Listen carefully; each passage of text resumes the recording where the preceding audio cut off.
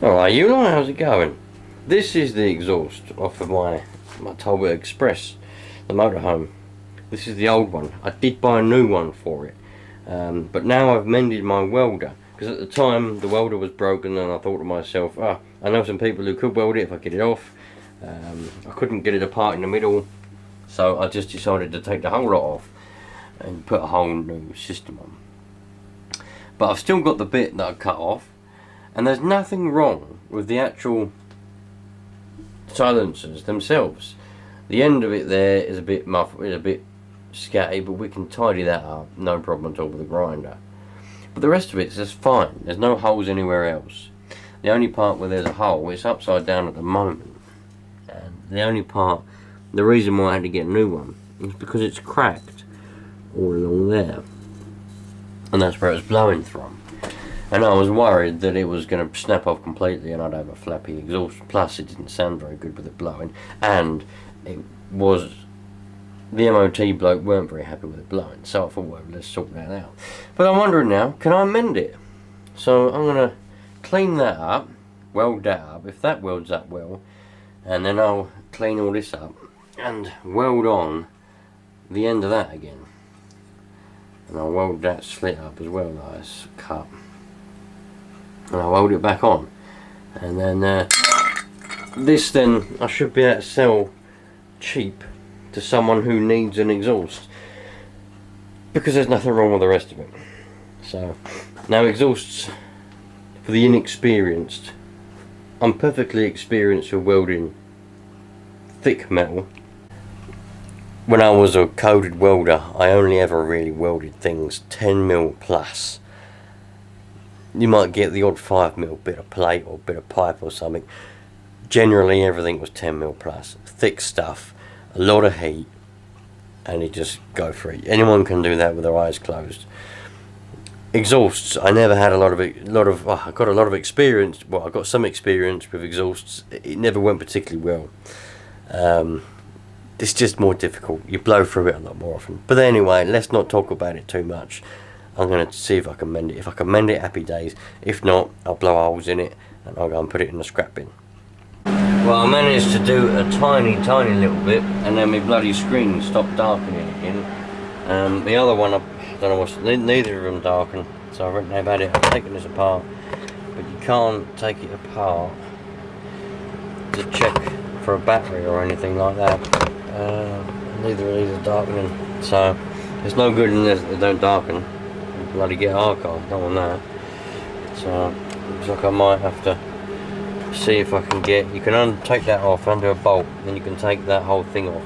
I'll see if it's cheaper for me to get just a new what's it instead of buying a whole new screen, because I don't really want to do that. That costs a bloody fortune.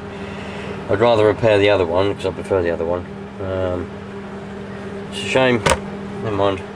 So the welding project is on hold. I only literally got to do a tiny little bit. I was just testing the wire speed. I was adjusting the wire speed to try and get it so that I could actually do what I need to do. And all of a sudden it stopped darkening. So I've done a tiny little bit there, and that was it, where I was adjusting my wire speed. But there we go, that's that. So we'll turn that off and go and have a look at something else instead.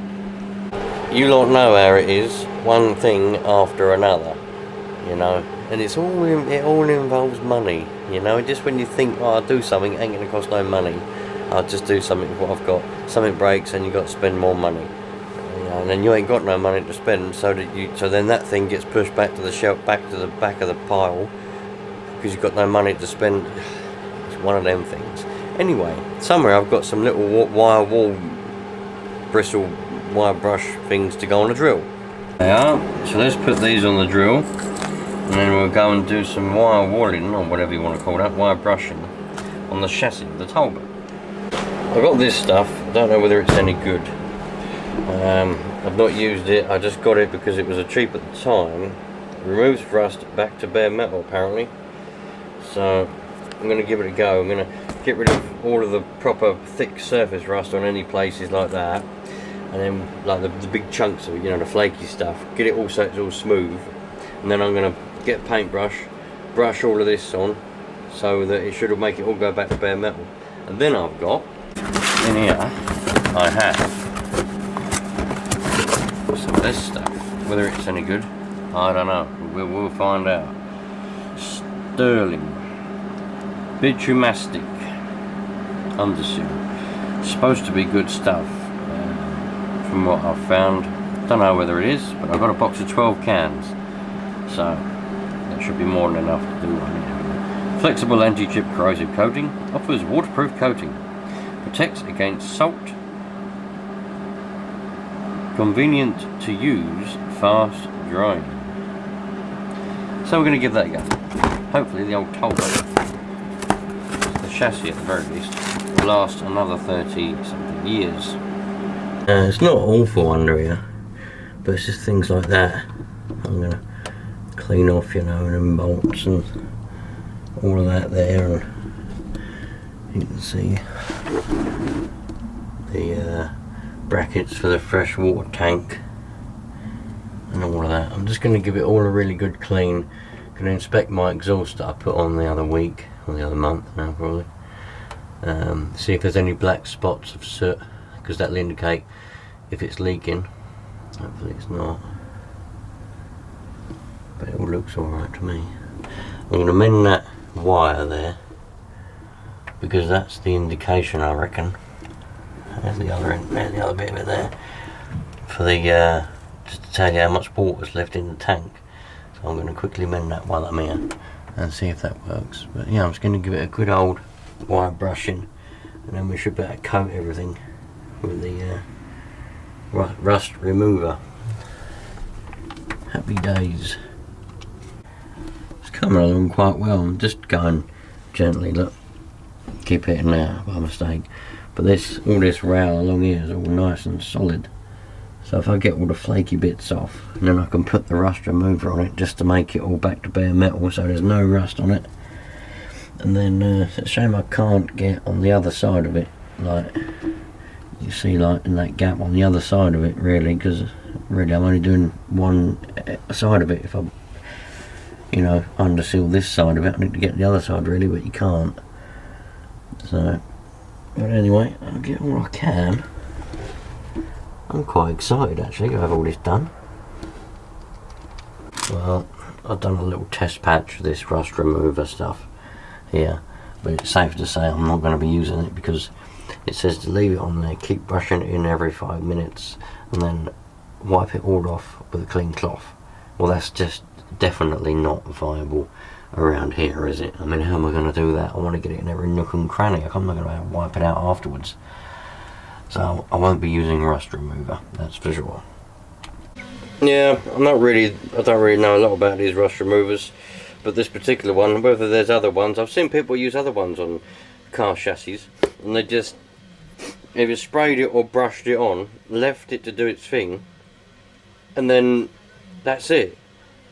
So this one's no good anyway, so don't like that. It's been on there anyway and it hasn't even done its job, so it's a shame, because I think it's made in England.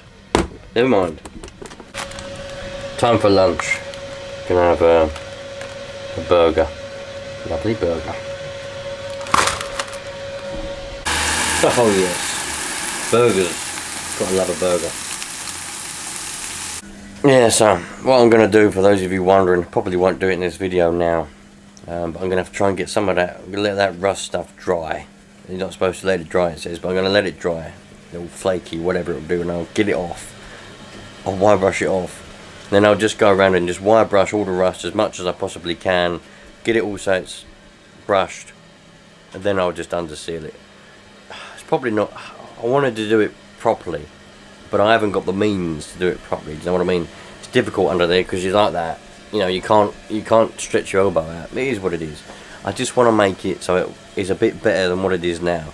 So in my head, if I get all the flaky rust off, get that the best I can, all the joints, all the welds and everything like that, where it could rust through, get that all sanded off the best I can down to bare metal, as much as possible.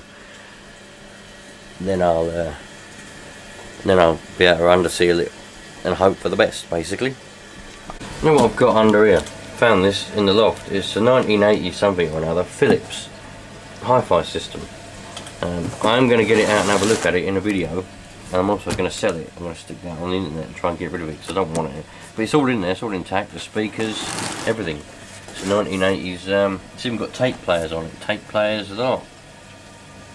Still in the box. That'll be something for you lot that like old stuff like that, old electrical stuff. Alright, so I've given up with this. This hasn't even done anything, look. So that rust remover's no good whatsoever. It hasn't done a single thing. That's no good at all, is it? So I'm going to have to brush all that off, get rid of that. But over here, I've got a little toolkit here, little soldering iron and bits and bobs. I'm going to mend this wire and we'll test it. Hopefully now the little gauge will tell us how much water we got. So I've got me heat gun and my gas soldering iron, but it's bloody windy under here, so I don't know if that's going to work. Soldering iron itself's got a little thing on it to stop it from blowing out, like a little shield. But if the wind keeps blowing on the end of the tip, it's never going to get hot enough, is it? Anyway, I've got lead-free solder as well. I didn't bring the lead in stuff. So let's see what happens.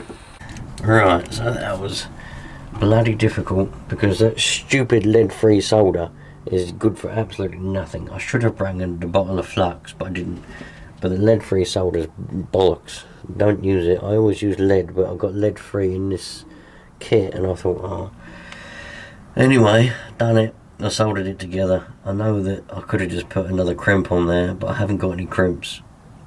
So I decided just to solder the wire, and I put a bit of heat shrink on it to make sure that it stays there and it stays nice.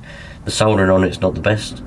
Hopefully it's made a connection, because I couldn't see what I was doing. Trying to get two arms up in that little gap up there while I'm laying on the ground is very, very, very difficult, as you can see. So let's go and get the keys. There is a bit of water in there, but there's a bit in there. Oh, right on my solder iron. Great. I don't know if there's enough in there where it will actually read anything on the gauge, so I might have to go and get the hose pipe out and fill it up. But anyway, done. Right, moment of truth. I've got the hose pipe filling up the water tank at the moment. Here's the little gauge. Nothing.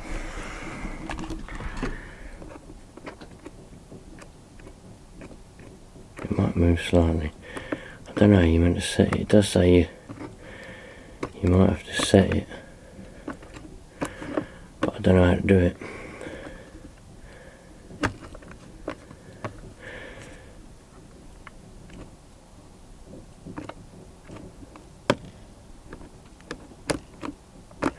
I'll let it fill up and we'll see.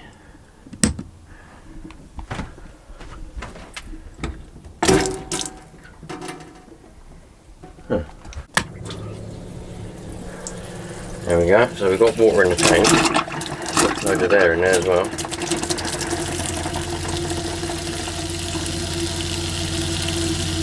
Right, definitely water in the tank.